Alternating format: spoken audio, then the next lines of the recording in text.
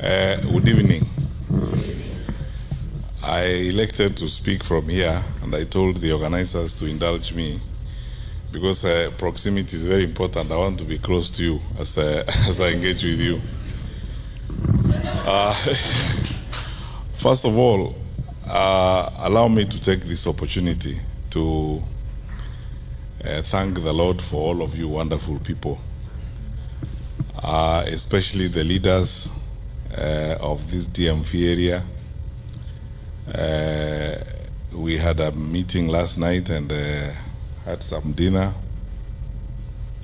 I had an opportunity to listen to quite a number of you, and because we have been interacting, many of you have become very close friends, and we are always engaging.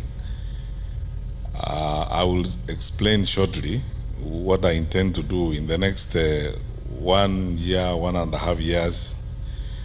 I am going to be on a listening mission, just such as I am today, meeting Kenyans in groups of 100 to 150 maximum, to have conversations with people about our country and about the thoughts I have and what I think would happen in our country. I'm not doing so because I do not know, or I do not have ideas of my own on what I think would happen. But I'm doing so because, quite frankly, I think a time has come for us to also change even the paradigms of how we manage leadership and how we engage public service, as it were. So I thank you very sincerely for this listening caucus this evening. That's how I'm looking at it. I have come here to listen. We need to change the top-bottom approach to public affairs, where leaders talk all the time, we give lectures all the time as if we are the ones who know and others don't know, when in actual fact the people we are supposed to serve are yourselves, and you have ideas and you know what you want to happen to your country. But for the short time I'm going to be here, I'm very, very grateful to you wonderful people for the time you have taken to be here. I'm happy that I've met some of you I've not seen for a long time. I think the 2 years I've spent at the bank, I didn't have an opportunity to move around, obviously because of the constraints of work. But now, since I started having these listening activities in the US and having meetings, I met a group of about 150 people in Atlanta, just like yourselves, the other day in Texas, and now today I'm meeting with you, mainly leaders from this general area. So there are many things I could say, but Kathy, you speak for me in more, and Dr. Gola, the same thing, you speak for me too. And I will try as much as I can, if possible, to respond to some of the issues that you have raised and some of the points you have. But let me begin at this particular with this, because I think I have a responsibility as a public leader to say that, or as an aspiring public leader to say that. Chinua Achebe, long time ago, before even some people in this audience were born, wrote a very small book entitled The Trouble with Nigeria. And the opening sentence of that book was, "The trouble with Nigeria is simply and squarely a failure of leadership." There's nothing wrong with Nigeria. There's nothing wrong with Nigerian water, Nigerian weather, or anything else. He said it's simply a failure of leadership. I think the first thing I would like to do tonight is something very practical that I've been dealing with in my own personal conversations with people since I came here. There are roughly, I think, about 300,000 or so Kenyans in the US, Balos, isn't it? About 300,000 Kenyans. When it came to registering to vote, probably about 10,000 or so registered to vote out of those 300,000 Kenyans. There are about 2 or 3 polling stations. And even then, when it came to the actual voting itself, I don't think 3,000 Kenyans voted in 2022. So let me begin by saying this to you. And even we, as the leaders or aspiring leaders, we can't love your money and the remittances that you're making, but we don't love your contribution. My first challenge to you, wonderful people, is that you need to participate in electing the leaders of Kenya, so that then you can hold people to account. So because I'm a presidential candidate, I took it upon myself to begin conversations with people on how we can make this happen. And this morning I was talking to the people at the mission, and Mr. Mwaura, we agreed that you are going to form a small team that brings together leaders and representatives from other cities in the US, so that we can complete a proposal on how we can increase the polling stations in the US from the current 3 to 10 or 15, and then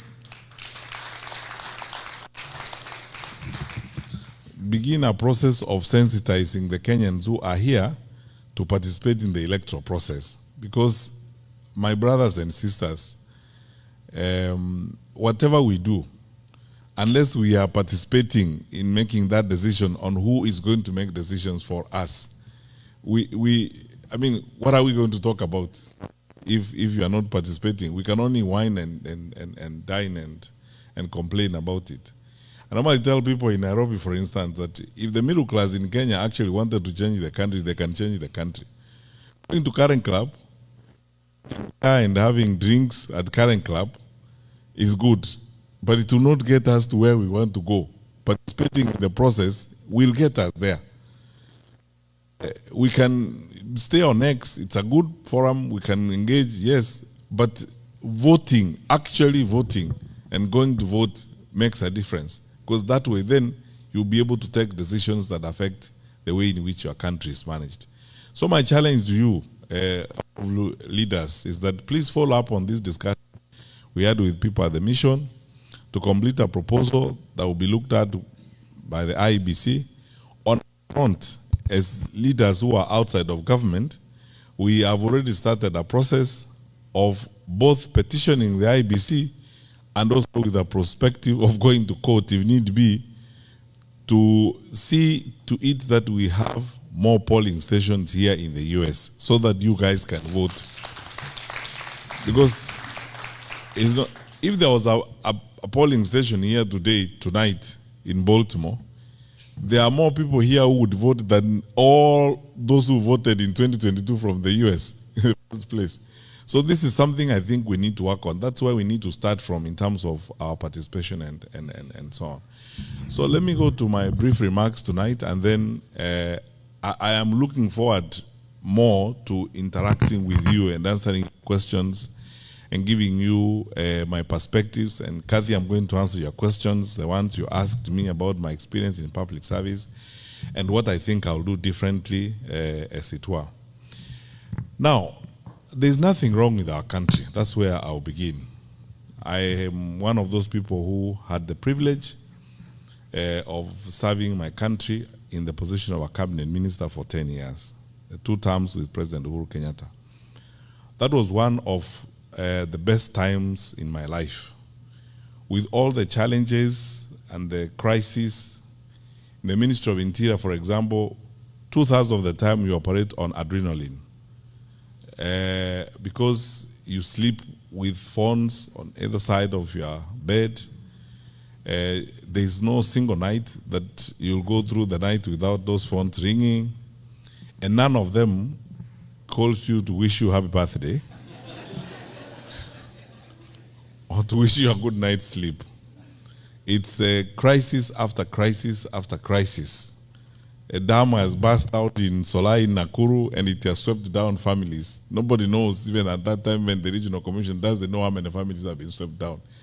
And that is 11 o'clock at night. From then on, there's no night for you, because you have got to gather the country together and make, decisions. Some crazy fellows have probably crossed the border, and we have been tracing them, and we have lost them. And chances are that they are likely to be terrorists, and nobody can trace them. We have lost them a bit somewhere between one point of the border and another. You cannot go to sleep because you don't know where they are headed. Because if they get there before you get them, you know what's going to happen. So have the time. That is the kind of life that you lead. But I want to say this, and this is my testimony. I say this very sincerely from the bottom of my heart.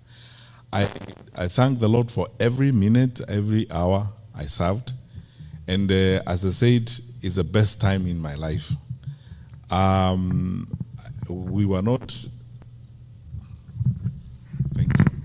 We were not the most, perfect or ideal group of people, but by God's grace, we were able to do much. And then I got to know the country in ways I never knew it before I went to public service, and enjoy and love my people more than I loved them before I came in, because I came to go into people's lives, you meet ordinary people and their experiences on a day-to-day basis. Some of them are heart-wrenching, others are, inspiring, but it's all in a day's work, and it's a very exciting opportunity to serve. And for those of you who were with us last night, I spent a lot of time telling you about some of those experiences and how great they are and so on. So, since independence, nearly 63 years now, we've had self-rule, we've had 3 administrations, actually 4. This is the 5th administration.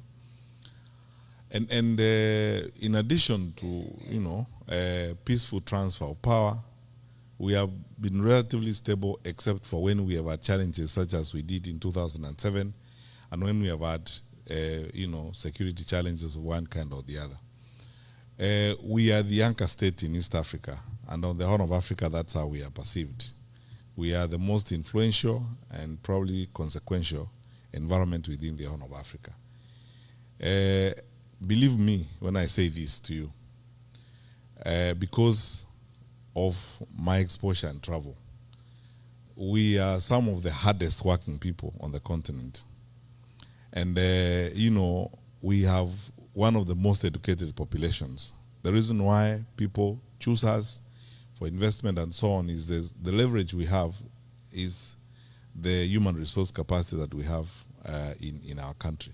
So by and large, because I always start by telling people that even when we have political contestations and challenges as a country and as a group of people, the last thing we can do is talk down our country, because our country is our only home on earth, and we have a patriotic duty and a citizenship responsibility to always ensure that we draw a line between country and the leaders or the administrations that will come and go and that will change from time to time.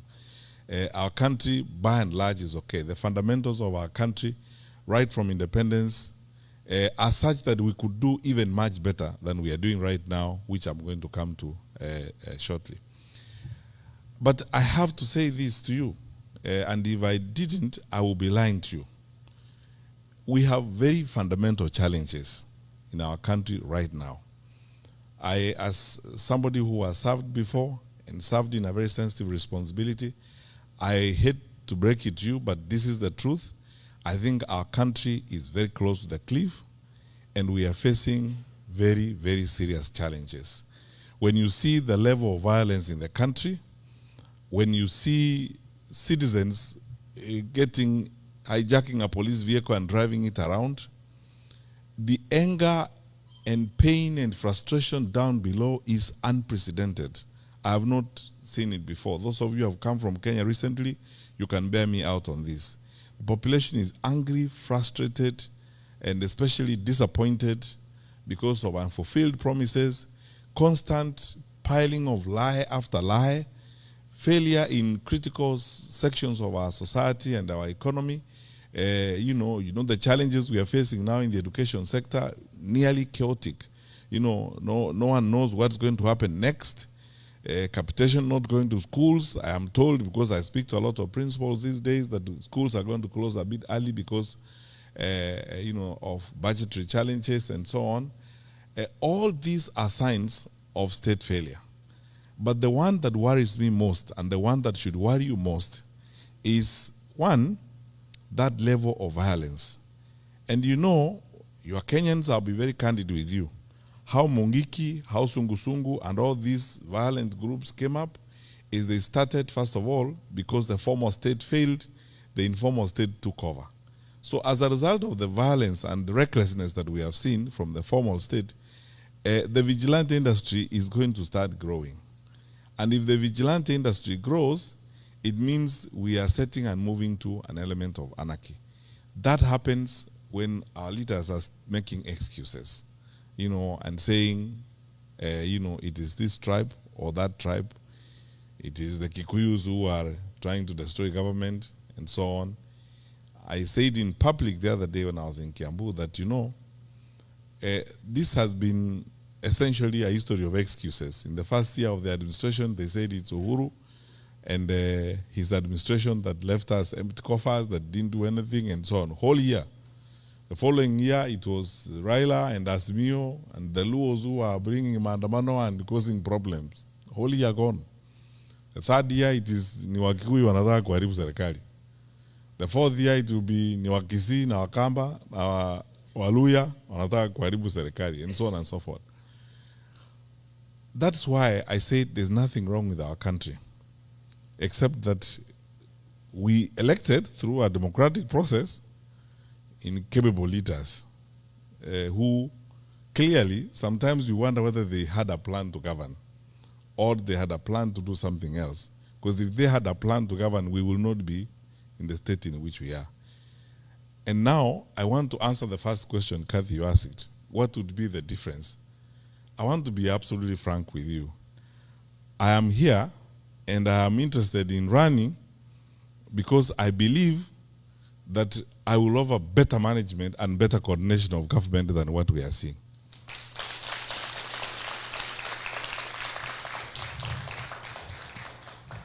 And why?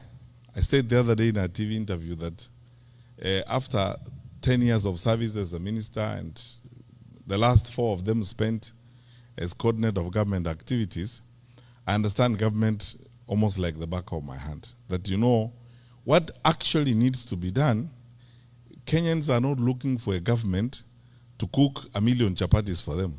They are not looking for, Kenyans are not looking for a government to make the bed for them or raise the children for them. Or, the Kenyans are looking for a government that will do one thing. Just wake up in the morning, go put your ass on the chair and work. That's all. Do your work. And don't make excuses. When you're supposed to do the work, don't make excuses and say it's so and so, it's so and so. My commitment, and I've been telling fellow Kenyans that since I put my name on the ticket and I put my hand on this, I'm saying this, hold me to account. I will not make excuses. I will not shirk. I will not hide. I will not fudge. I will not bend from responsibility.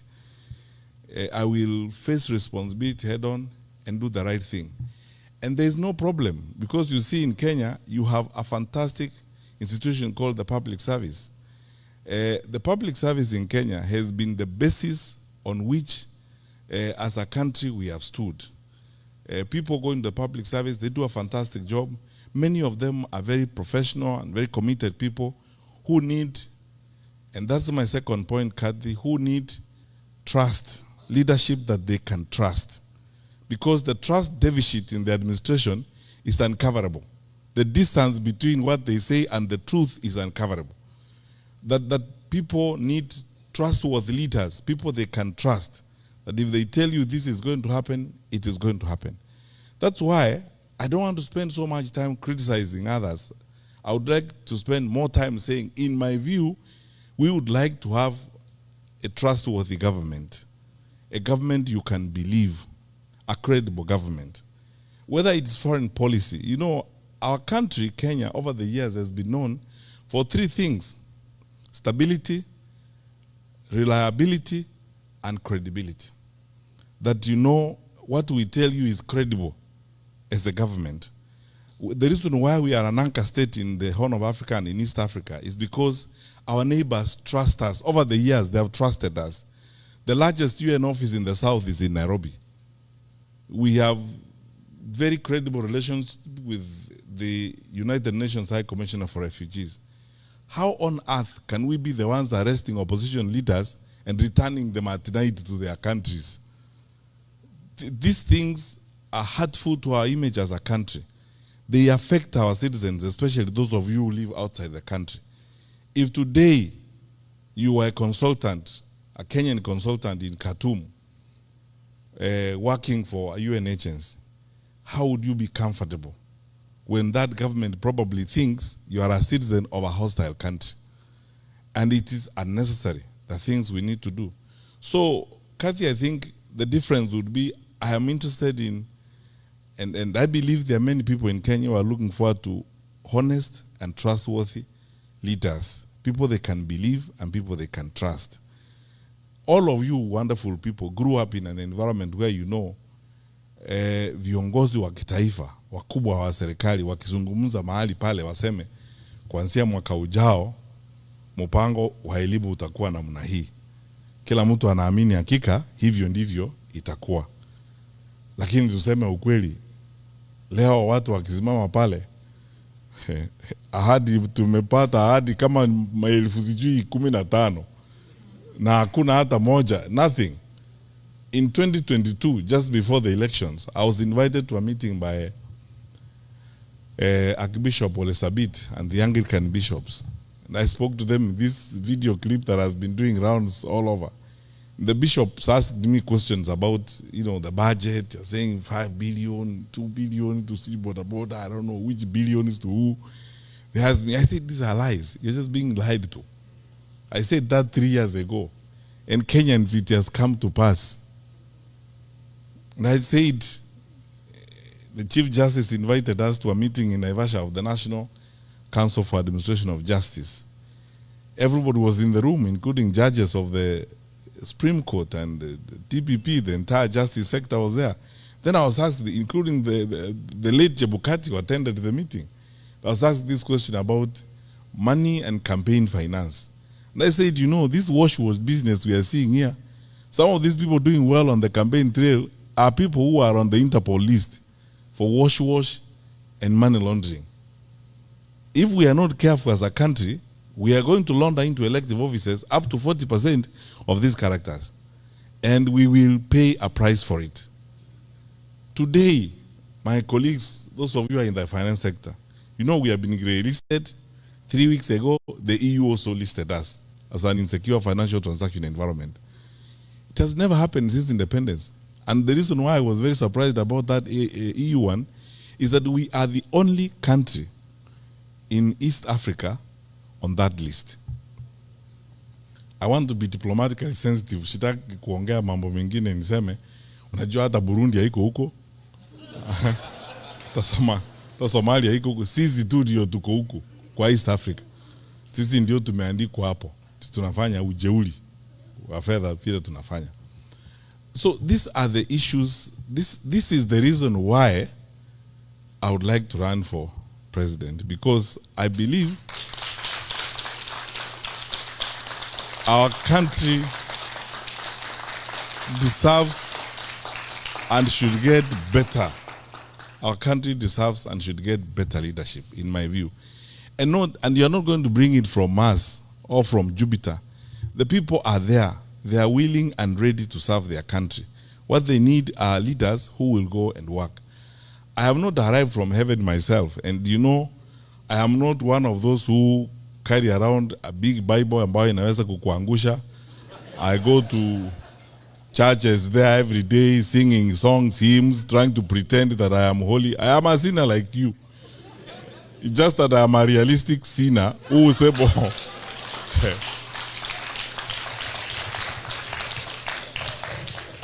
who would like to do his work and get his work done. That is it. Who will not make excuses when I'm supposed to deliver services, and who is willing to level with the people of Kenya and tell them the truth, as it were.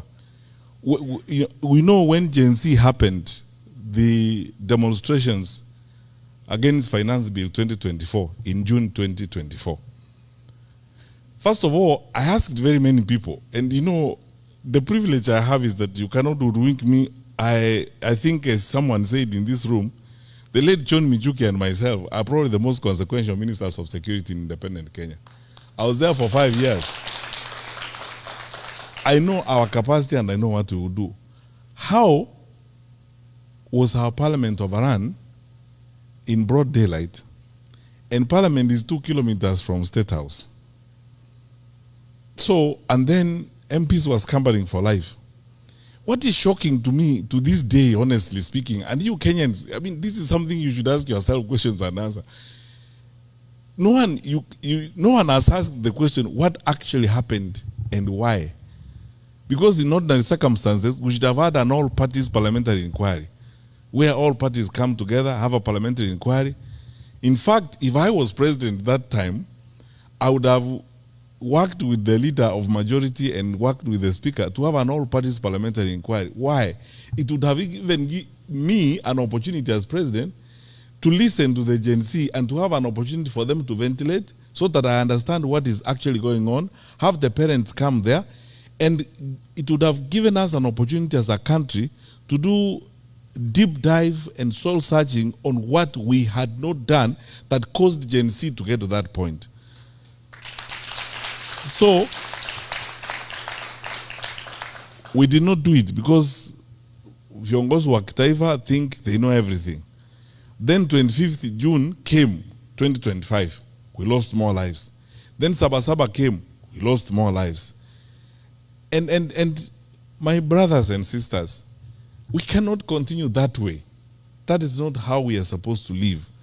And in all that, you can see irresponsibility, dereliction of duty, recklessness. And it's best demonstrated by the language you have heard leaders use and the sentiments that you hear leaders using. I was shocked in this day and age, 63 years after independence. There's somebody who talks about tribes. Where do you live? I mean, those things, nobody talks about those things anymore. I asked some friends last night where we were having dinner. Which one of us goes to hospital in Kenya and you are sick? You are very, very sick. You are shivering in your car. But then you ask people, please check on the list, what's the tribal background of the doctor on duty before I go in? Because you just get in, you are treated, and sometimes you don't even know the ethnic background of the fellow who's treating you. But until you are treated, you go away. Why should it matter? When you walk to a bank, for example, in Kenya, you go to Equity or a family bank, you want services, you go to the teller. Do you first of all ask, by the way, where do you come from? Before you ask, it's transactional. You just fill out your papers or you discuss your loan and you go away. It doesn't matter anywhere else. Why should it matter when it comes to making decisions on the leadership of the country? It's because some of us tuko na shida fulani sijui ni ya kurogwa ya huko nyuma, which we should never ever ever as a country accept. And that's why the young people in this audience who are listening to me, Gen Z is an opportunity to step into the third wave or the third generation of leadership in Kenya, modern Kenya. This is what is going to give us. Yeah. This thinking and this approach is what gives us a modern country. A country where the content of your character matters more than your surname. You know, the values you hold, the delivery of services is more important than your surname. Because all those primitive things where your surname is supposed to lead you somewhere, so that if your name is Omolo, then I make a decision whether or not you should pass through this gate. That time is gone.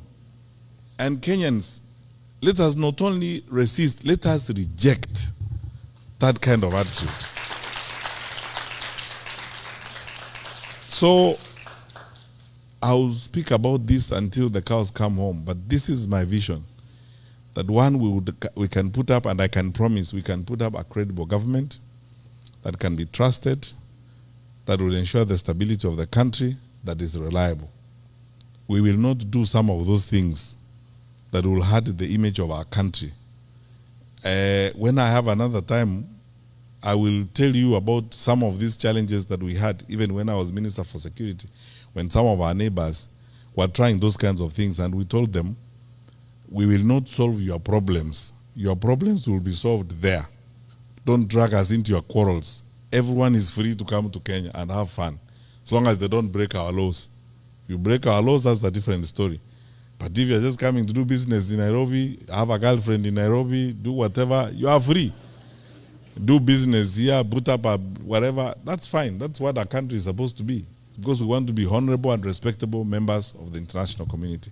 And we are signatories to all those conventions, including the protection of human rights and stuff like that.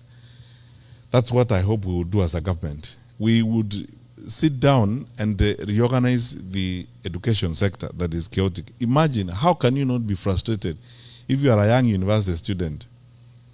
You don't know when you're going to have help to start with. You don't know when the semester is beginning or ending. You do not know whether you're going to do exams or not. Statements fly left, right, and center from the ministry on your fate. You don't know which one to believe. The one that came out today, the one that was made by the minister, or the one that was made by the president. You don't know. Chaotic. How are you supposed to live your life? Yet, you know, in a sector like that, you're supposed to have a sense of predictability to move forward.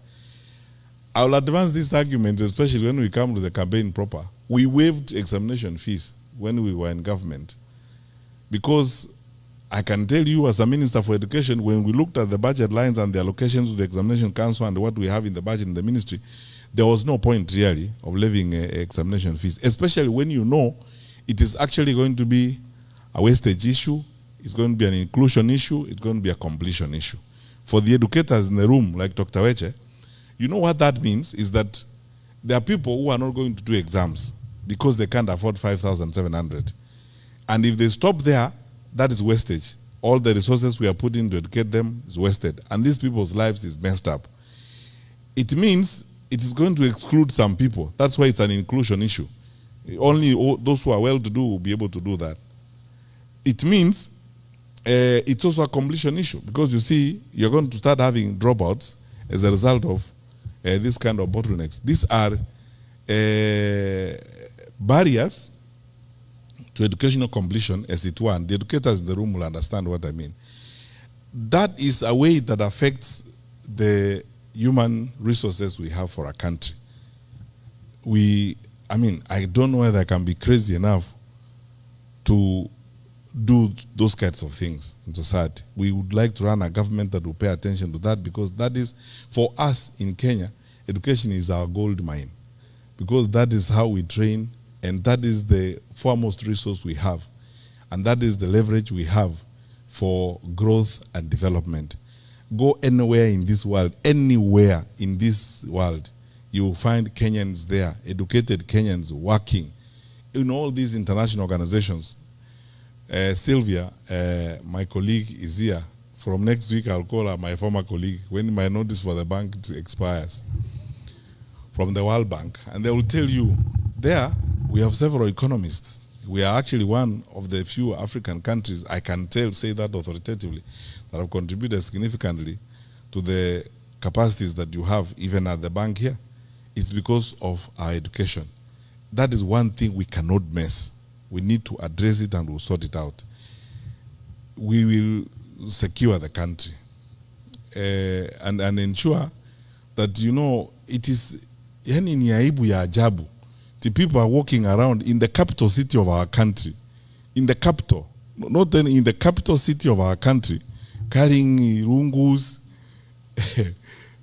and sticks and kicking doors, businesses, and so on. There are banana republics that are better than that. We cannot allow that. My brothers and sisters, let us all come together and ensure this does not happen as we go forward, so that we strengthen ourselves and strengthen our country. But you know, finally, and this is the last segment of my remarks tonight, I have not lost hope, and I will not lose hope in my country. And I want to ask you, wonderful people, because when there are challenging times like this, it's very easy to be tempted to lose hope, to give up on your country. And for you especially, who are here in the United States of America, like Kathy said, you go there, kukidoka, unarudi. Then you say, acha nikae tu. Then you are not going back, you are here, and everything seems to work one way or the other here. You drive to the seaside and have a nice weekend, get your friends on Thanksgiving Day and have a barbecue and stuff like that. That's fine. But look, even this one was built and it got here because people made sacrifices. So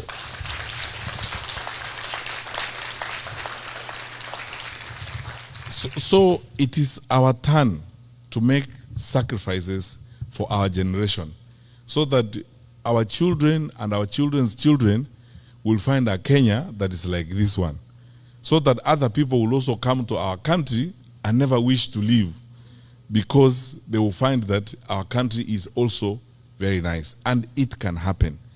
And the reason why I have this hope is because I can speak with authority. I know my country. I know my people. I know my fellow citizens. We are better people than this. My country is better than this. What we are seeing and the behavior of the people you see in administration and so on is not who we are as a people. That does not reflect the true picture of Kenya. I don't know about you, but look, my friends, I have been in the public service. I have seen police officers cross swollen rivers with examination sheets on their heads or on the side, walking through. They're not paid additional fees for that, protecting those papers and ensuring that those papers are not messed up. During Corona, I went to some place beyond Embakasi to thank some Kenyan women who had decided on their own volition, nobody asked them, government did not ask them, to cook for police officers who were manning the roadblock at that time. Two of them lawyers in Machakos. They had come together, organized themselves, and they were supplying food to those police officers, cooking for them every day. They actually created a makeshift kitchen. The government did not give them budget to do that. They volunteered, they mobilized women, and they were cooking for the police officers there every day. I went to Limuru at 1 a.m. at night, one time, with my colleague Mutahi Kawe, who was then Minister for Health, to a police roadblock. And I found women from the local shops serving those police officers with tea and bringing bread. Government did not ask them. The Kenya Association of Manufacturers, Phyllis Wakiaga and Company, putting private sector people together to contribute water tanks for police stations and soap so that police officers can wash their hands to deal with infection at that particular time.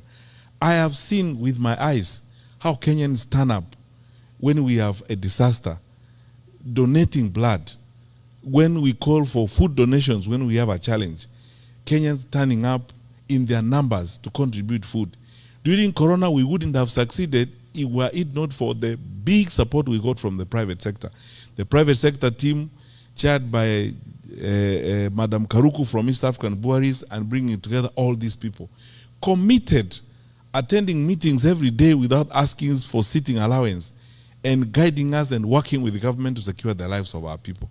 We are a great country, and we can do many things.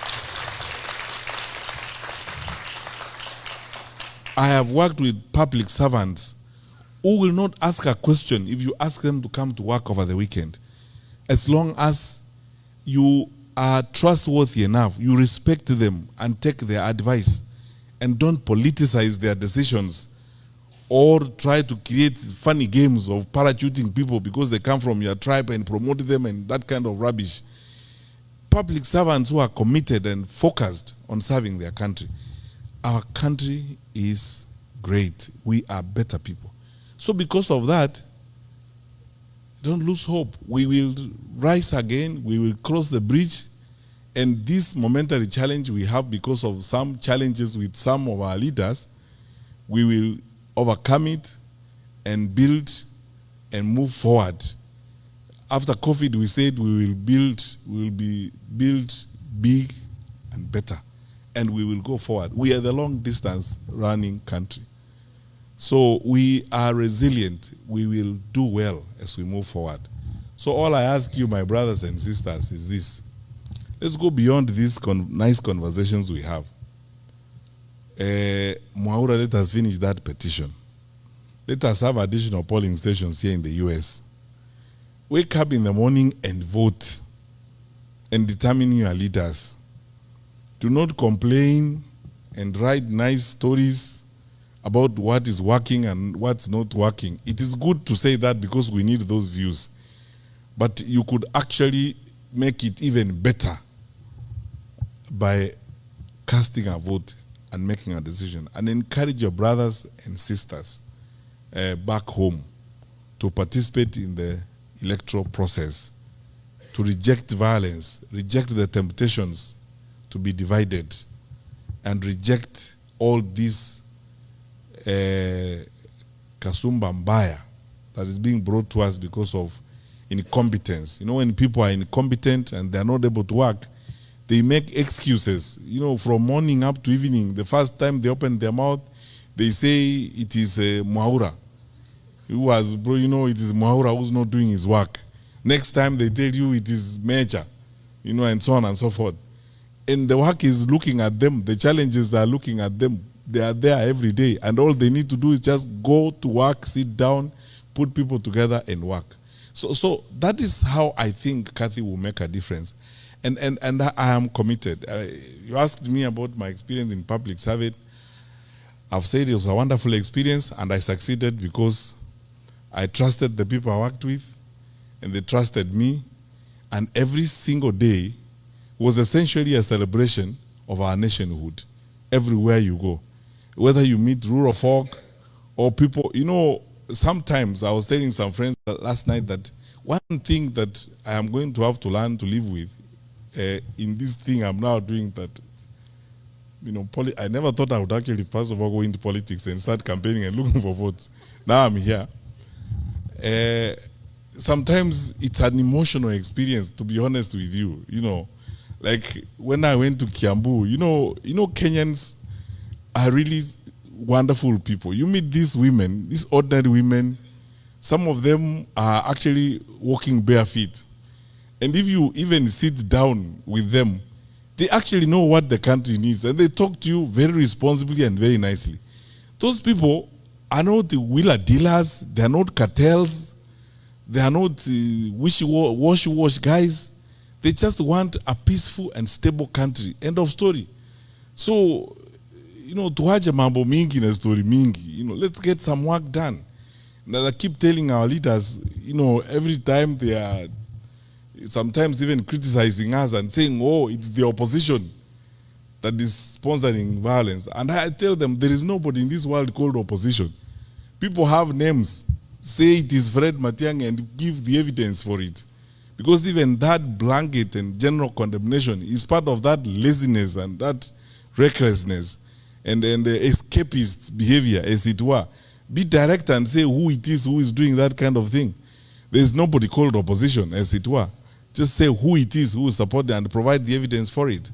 We are a mature country. We are better than this. We can do a lot of good things as a people.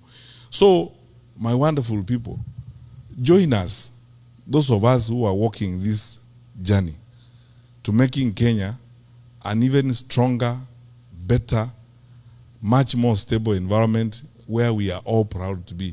Because I can guarantee you and I promise you, if we stick together and work the way we are working, our better days are ahead of us. So, our better days are ahead.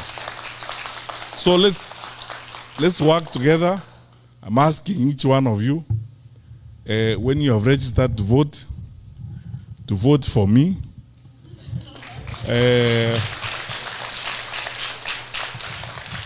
But I don't put a full stop there. I put a comma. I say vote for me, comma, and hold me to account. Yeah. And hold me to account, because this, I am not given to those types of stories. I used to enjoy driving into schools even at 6 in the morning and hanging out with the teachers and until the job is done. There isn't anything I cannot do if it is my assignment, if it is my work. And when Kenyans tell me about it, like I've had some of you refer to it tonight, please know this. I wasn't doing you a favor. You paid me to do it. So that is what you paid me to do. I was earning your money every month, And I pray that if you decided to hire me again, I'll be worth your salary. God bless you.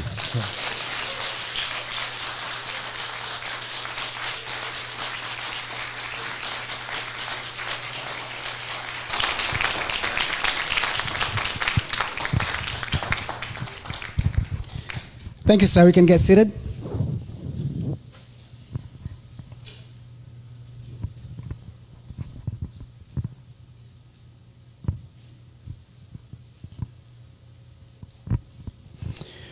All right. Thank you, sir. Thank you very much. And actually, I believe those who came here not convinced are convinced. And if you're not, we're going to have more meetings like this to make sure that you get convinced. Dr. Matiang'I has a history that if you Google it, don't listen to Baba Moore or Senator Moore. That's not enough. I'm biased in many ways. Just go check a little bit. Do a little homework. You know, look at the resumes of the people you're dealing with, a number of options. We're going to go to the question session. But there's one thing I want to say before we move on. If you really believe, and I know you do, that this is a journey we have started to State House, you're going to act like you're a person who is already in State House. What do I mean by that? For one, we cannot be carrying those tribalism he mentioned right here, today, in your own area. Because let people be attracted to us, to this campaign, by the way we behave, the way we act. They're going to say, these people are actually different. Their politics is different. And therefore, they will be able to gravitate to us. The other day, and you've observed interviews of Dr. Matiang'I, he's not accusing others, attacking others, and using language insulting others. That is missing in his interviews. And it's intentional. So I would like us to be intentional also. When we talk to other people, because we'll expand this tent. That's how we win. By being very intentional in the way we speak to the people we want to bring to our camp. Lies are not necessary. Attacking others are not necessary. If you have a good history, why are you attacking others? Give them your history. That's all you need to do. And you will be fine. The other thing I'm going to say, and I'm going to apologize saying this, let us not be caught up in our tribal cocoons. That's not going to help. For example, if I'm from, what is it called, Mulima? Murima. Murima cannot elect a president on its own. Just like Nyanza can't. For that reason, be very sensitive when you are talking to others and try to bring others in this camp. If we are going to make a good presidency, we have to start acting now like a good presidency. So now we're going to go to question and answers. I'm going to bring my very able secretary, SP. I've never had anybody called Spalatin, by the way. This guy is called Spalatin. Give him a clap, tafadhali.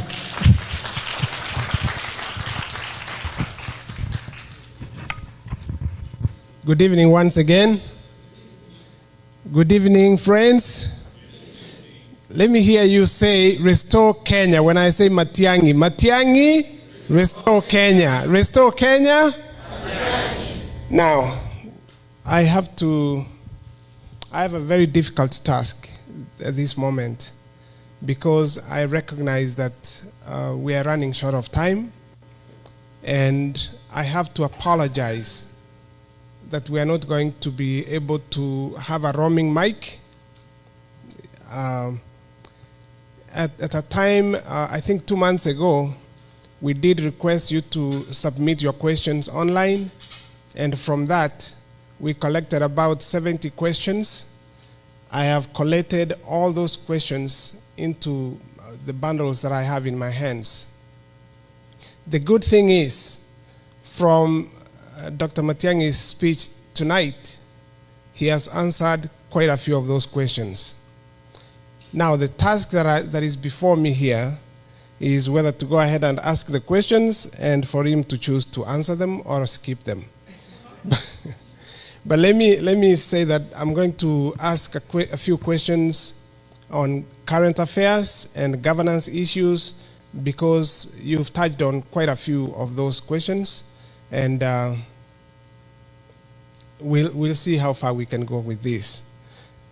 We've all witnessed the violence that has been meted on young Kenyans, noted Gen Zs in Kenya, and infringing on their right to picket since June 25th, as the youngsters here spoke about earlier. The latest cases of Albert Ojwang and Boniface Kariuki are still alive in our minds. Now, as a former CS Interior, what is your take on the high incidence of police brutality and extrajudicial killings? I will bundle that with another question addressing the Gen Zs. What is your take on how the Gen Zs are going about presenting their views on this matter? You can address that, and then we can move on to governance issues.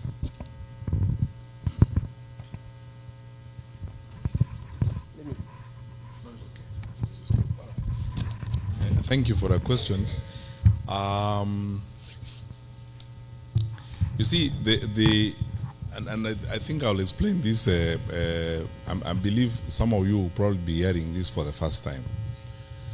You know, the world over, police have what we call the foundational conduct of police is actually based on what we call the theory of training. In many countries, especially in communist-related countries or in Eastern Europe, police are trained to suppress the population, or they are trained in some cases to do work that is essentially militaristic and so on. Many civilian countries, especially democracies like ours, we train our police for purposes of just law and order, preserving law and order and tracing or investigating crime. So I'm saying this because even when I was in the Ministry of Interior, I was invited several times to Parliament to address these issues like extrajudicial killings and forced disappearances and so on. And I kept telling, I would tell members of Parliament, and I would tell you today as Kenyans, and please, this is the fact of the matter. Our police and our security, our domestic security teams are not trained to suppress the population, or they are not trained to control, or as I said, brutalize the population. That is why our police system is civilian supervised, because the minister is a civilian, the president and the National Security Council in most cases is populated by civilians. Our security teams are civilian supervised. They're supervised by civilians, not trained security people as it were. And because of that, the police developed the elaborate document called standing orders. The police have got standing orders. And the standing orders basically is the code of conduct for the police. It is because everybody realizes that sometimes there may be individual police officers, and there have been cases where individual police officers have acted beyond the law or beyond their powers under the law. And that happens with every profession, because I mean, we have a code of conduct for teachers. I was Minister for Education, and I know cases where teachers were dismissed and punished for having affairs with students and that kind of thing. Because of that, that is why I normally say we have to drill down on these issues in a very specific manner. And that's why we call for accountability. And in cases where investigations have been done and culpability has been established, police officers have been jailed, and some of them have been punished. In cases where some of them have even been charged with manslaughter or even murder in that case, or execution for that matter. That's why on this particular issue, if you ask me what's my take on it, I have been calling for accountability. Let there be accountability for what has happened. And by the way, no one should tell you that we cannot get to the person who actually shot that person. Because you see, these teams move in the command in small groups as platoons and so on, and they are assigned particular areas when they are given assignments in the morning. So we can actually, there are many other things. I don't want to look like I'm betraying my former colleagues, senior security officials, but there are ways in which it can be established. You can drill down to the actual officers who are involved in those particular acts, and they are brought to book. They are punished. And if we don't do that, then we will have a rogue,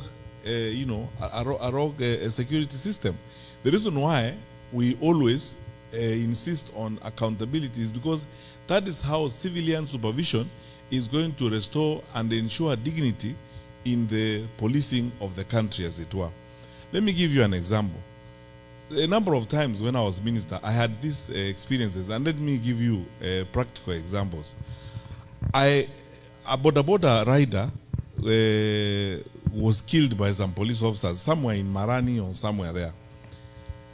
And then I was invited to, because the matter became, problematic, so we were invited to investigate the issue. I went there with the Inspector General of Police. There is a unit we used to call the Internal Affairs Unit. And we drilled down to a point of actually getting the people who were actually involved in that particular incident. So it's possible, it's very possible to drill down to the respective incidents and ensure this is done. What is my take on how Gen Z are expressing themselves? I don't know of what kind of country we want to have where people don't express themselves. I've given this example before, and please, if you don't mind, you can indulge me, I give this example. When I went to education, I used to insist in schools, when I'm going to schools, especially for Parents' Day meetings, that let us now listen to even the students. Because, the general tradition of conducting affairs, in schools is you have a Parents' Day meeting, and, everybody, tunakura pilau, people stand up and go, and the students don't say a thing. Yet, actually, we have gone there for students. Educators in the room, like Dr. Weja know, that listening to the voice of that is where inclusion begins and ends. So I went to one school, and I told the principal, I want to listen to the students, give them a mic, let them also ask questions. And this girl asked a question, almost drove me to tears, when she looked me in the face and said, and this is a girl who was in Form 3 or Form 4, told me, Minister, we work so hard in some of our schools. There are schools where people steal exams wantonly. And we know the basis upon which people are admitted to the Faculty of Law or to medicine and so on is on the basis of the grades they have. Now, those of us who are not able to steal exams are disadvantaged. What are you going to do to ensure that this does not happen? We were being called to account by our children, as it were. What is going on, honestly speaking, is something we can deal with less force, less arrogance, and so on, because there is nothing unusual or nothing extra that is being asked. What this is voice, the Kenyan population, they may be young, they are voicing themselves, they're saying this, they're voicing concerns and raising issues. Why don't you address those issues, as it were? And find answers. Where we don't have answers, we can contribute and say we don't have the answers, or bring them on board. That's why I've been saying we must be as open as possible, because we chose democracy. Why did we choose democracy? We don't want to listen to each other. We chose democracy. That's where I think, personally, I have a problem. That we are not listening. Let's listen to the issues that are being raised. Some of the issues that are being raised by Gen Z are straightforward matters that you can see, like recruitment and so on. If you need 200,000 shillings or 300,000 shillings today to get that letter of employing a teacher, 300,000 or 200, where are these guys going to get that money? And this is what they're asking. They're asking for, equity. They're asking for objectivity, meritocracy, and these straightforward issues. Why should we even debate them in the first place if we are serious people, in our society? So my view is, and then that is a position I've held for a long time. It's not just for this circumstance. Let us listen to one another. Let us listen to the younger part of our population. And I noted the other day in an interview that 70% of the Kenyan population, 70%, 7 out of 10 Kenyans you will meet are below the age of 35. So the 30% are the ones now sitting on these 70%, as it were. And if we are serious people, honestly, and I believe we are, shouldn't we be spending our energy and time on this 70% of the population? And if we are serious about what we believe, and these are the people who should be investing more of our energy, because this is the way the country is going to be in the future. Some of us are facing the door. These ones are coming in. Isn't this the part of our population that we should be spending time? And when they ask questions, we brutalize them, or we think it's not necessary for them to ask the questions. So my view is, and lastly on that particular matter, there are many things I will, when I release my manifesto, I'm going to point out, for example, a program that I would like to encourage Kenyan leaders to espouse. You guys are living in the US. You know something called the White House Fellows Program. The White House Fellows Program is one of the most famous programs that has trained leaders in this country. You know, young top interns who intern in White House who end up becoming leaders who do great things. Of course, the most famous intern was Monica Lewinsky for different reasons, for the wrong reasons. But you see, I would like, for example, I have been writing a program with my colleagues on my campaign team to develop a program like that in Kenya, if I had the opportunity myself to be president, and then replicate it 47 times in every county. Imagine how many young people you will bring into leadership through that. And then train them. Lastly, people forget one thing, by the way. The Matibas, the Kibakis, the Uhurus, who ended up becoming president, they started the experiment or the opportunity when they were 20-something years old. So why are we stopping them? Yeah, why are we stopping them? I mean, where are we going to get leaders from? Sasa tunakaa sisi tukae huko mpaka tukuishie huko, then what happens? Because we should now begin that process of trying those 20-something, bringing them, you know, and working on that program. So my vision, which I will publish in the document, is that one of replicating that White House Fellows program and replicating it for 7 times in every county, and then using it to begin a new process of training young leaders. And I swear to you, I will manage it through a very brutal meritocratic process. Brutal. Yeah. I will not care whether somebody is Rendile or Michikenda or wherever they come from, whether they are pink, green, or yellow, provided they are Kenyans. And then you will see where Kenya goes after that. I mean, it will be interesting. Thank you.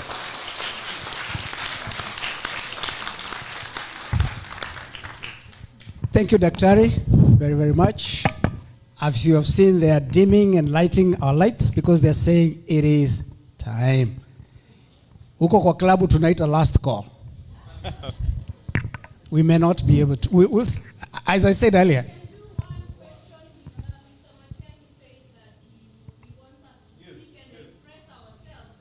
We're talking about time. This place. What? Come. Kuja uliza.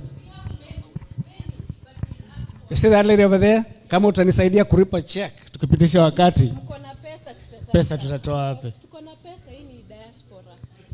One question. So, we would like to continue, as again we promised this place.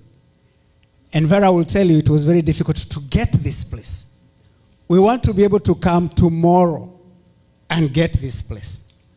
Unaelewa? So please. Yeah. We don't want That's the problem. a separate meeting because we want our questions answered as young people, because we've had this narrative over and over again. And that's why we came, because we want to know if we are open to supporting the best candidate. We came to be convinced, but we are tired of being silenced as young people, not being given a platform all the time and being. So yes, me Ask the question. One. just one there, okay. Yeah, so in the event that you become the president of the nation of Kenya, because there is a high possibility you will be the president. Yeah. And given the atrocities that Ruto has done, how will you hold President Ruto and his out of office and the complicit politicians and police officers accountable for over 94 deaths that have occurred at the protests that have occurred since last year and now? We want to see him jailed. That's what we want. We want all of them held accountable.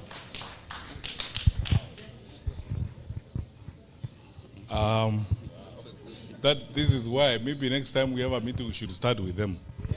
Yeah. So that, first and foremost on this matter, I believe very strongly, by the way, in accountability. That, for every action that you engage in when you're in public office, I believe in accountability.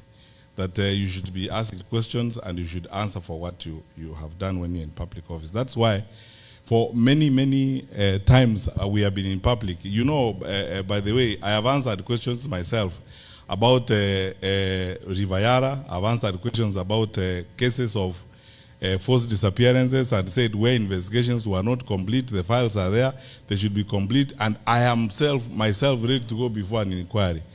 I think for this particular reason, and I agree with what you are saying, we should allow, we have enough instruments. We are a country that is ruled by the constitution and rule of law. We have enough instruments. We will not actually even need to reinvent any new instruments or write any new law. We are both local and international instruments. And by dint of the fact that we are signatories to these international instruments, I am sure that some of them will probably not even need us as a government or as a country to invoke them.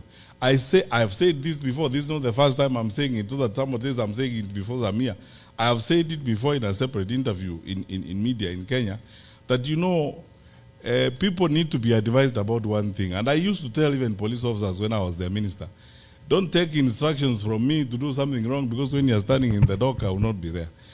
The truth of the matter is this: let us all pray and hope that, one, we have a peaceful movement and transfer of power, because the stability of the country is very important.